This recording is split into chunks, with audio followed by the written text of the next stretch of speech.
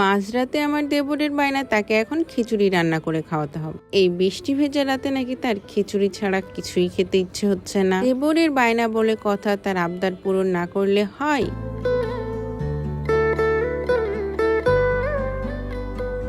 রাতও যেহেতু অনেক হয়ে গেছে, এত রাতে তো আর রান্না বান্না ভালো লাগে না, তাই ভাবছিলাম শর্টকাটে কিভাবে খিচুড়ি রান্না করব। অবশ্য খিচুড়ি রান্না করতে আমার 10 মিনিটও সময় লাগে না। পরিমাণ মতো নাজের চাল, মসুর ডাল, একটু মটর ডাল, একটু বুটের ডাল সবকিছু একসাথে মিক্স করে নিলাম। আমি আপনাদের কাছে যদি কালাই ডালটা থাকে তাহলে সেটাও অ্যাড করে নিতে পারেন, তাহলে সুন্দর একটা স্মেল পাবেন। আর এই সাইডে পেঁয়াজ, রসুন, মরিচ সব কেটে নিয়েছি। ডাল চাল সবকিছু আমি একটু ভালো করে ধুয়ে নিব একসাথে মিক্স করে। এরপর ধুয়ে রাখা চাল ডাল সবকিছু একসাথে নিয়ে পেঁয়াজ, মরিচ, তেজপাতা, একটু হলুদ দিয়ে দিব। আর অবশ্যই পরিমাণ মতো লবণ দিয়ে দিবেন। আমি মাঝে মাঝে লবণ দিতে ভুলে যাই যে কোনো তরকারিতে, এটা আমার একটা বাজে অভ্যেস। তারপর এর মাঝে তেল দিয়ে একটু সুন্দর করে মাখায় নিবেন। এটাকে অ্যাকচুয়ালি আমি হাত মাখা খিচুড়ি বলি। এই হাত মাখা খিচুড়িটা যেমন রান্না করতে অনেক সহজ অ্যান্ড খেতেও কিন্তু অনেক মজা হয়। আমার মা তো বলে যে এই খিচুড়িটা নাকি যত সুন্দর করে মাখানো যায় খিচুড়ির মজাও নাকি তত বেশি হয়। যে বললাম আমি মশলা দিতে ভুলে যাই, আজকে তেল দিতে ভুলে গিয়েছিলাম। খিচুড়ি চুলায় বসানোর পরে মনে হলো উপরে তো তেল ভাসছে না। ফ্রাইং প্যান চুলায় বসিয়ে দিয়ে জাল ধরিয়ে দিলাম। মোটামুটি 10 মিনিটের মাঝে আমার এই খিচুড়িটা রেডি হয়ে যাবে। ঢাকনা দিয়ে রান্না করলে রান্নাটা কিন্তু বেশ দ্রুত হয়ে যায়। 5 মিনিট পরে এসে আমি একটু নাড়াচাড়া দিয়ে নিচ্ছিলাম। আর এত জোস স্মেল বের হয়েছে এই সময়। মাঝরাতে এই খিচুড়ির স্মেলে তো সবার ক্ষুধা ডাবল হয়ে গেছে।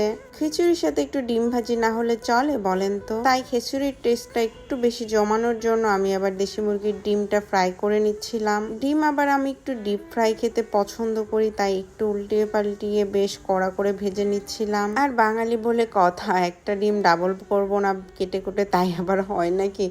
তাই আমি কেটে কেটে ডাবল পিস করে নিলাম। আমার খিচুড়ি ডিম ভাজি তো রেডি। এর সাথে আমার বাসার সবাই আচার অনেক পছন্দ করে। আর নেক্সট ফুড থেকে আমি কিছু মজার মজার আচার অর্ডার করেছিলাম, আর এটা ছিল হচ্ছে জলপাইয়ের আচার। খিচুড়ির সাথে জলপাইয়ের আচারটা আমার অনেক পছন্দ। সব আচার একবারে বের করলে তো সবাই খেয়েই শেষ করে ফেলবে, তাই আমি বুদ্ধি করে শুধু জলপাইয়ের আচারটাই বের করেছি আজকে। গন্ধ তো আর আমি আপনাদেরকে বোঝাতে পারছি না খিচুড়ির, কিন্তু কালার দেখেই নিশ্চয়ই বুঝতে পারছেন খিচুড়িটা কত মজা হয়েছিল। বৃষ্টির দিনে মাঝরাতে এই ঝরঝরে খিচুড়ি সবাই পেয়ে অনেক বেশি খুশি হয়ে গিয়েছিল। বর্ণা ভাবি তো কারোর জন্য ওয়েট না করে ফার্স্টেই খাওয়া শুরু করে দিয়েছে। তাকে আবার আমি বললাম, তুমি শুধু খিচুড়ি কেন খাচ্ছ, একটু ডিম ভাজি তো নাও। বর্ণা ভাবি বলতেছিল খিচুড়ি এমনিই মজা লাগছে, ডিম ভাজি আচার কোনো কিছু না হইলেও চলবে। যে রান্না করা খাবার সবাইকে শান্তি করে খেতে দেখতেও ভালো লাগে। আজ রাতে সবাইকে নিজের রান্না করা খিচুড়ি, আচার এবং ডিম ভাজি দিয়ে শান্তি করে ভাত খাওয়ালাম। বর্ণা ভাবি এবার আচার খুব একটা পছন্দ করে না, তো আমি বলছিলাম নেক্সট ফুডের এই আচারটা ট্রাই করে দেখেন, আপনার অবশ্যই ভালো লাগবে। তো সে খেয়ে তো খুব পছন্দ করেছে। অ্যাজ ইউজুয়াল ছেলেরা তো আচার পছন্দই করে না, তারপরও আমি তো নাছোড়বান্দা, আমি তো পলাশকে আচারটা খাওয়াবোই। আমার মতো যারা আচার লাভার আছেন তারা কিন্তু নেক্সট ফুড থেকে মজার মজার এই আচারগুলো অর্ডার করে ফেলতে পারেন। আলহামদুলিল্লাহ সবাই খিচুড়ি, আচার, ডিম ভাজি অনেক মজা করে খেয়েছে। আর সবাইকে তৃপ্তি করে খাওয়া দেখে আমার